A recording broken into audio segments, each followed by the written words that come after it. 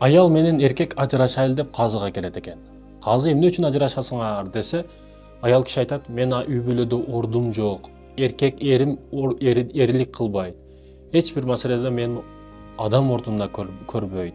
Бир чечим чыгарганда кеңешейин дебейт. Мага внимание бербейт, андай кылбайт, мындай кылбайт деп толтура кемчилигин айтат экен күйөөсүн.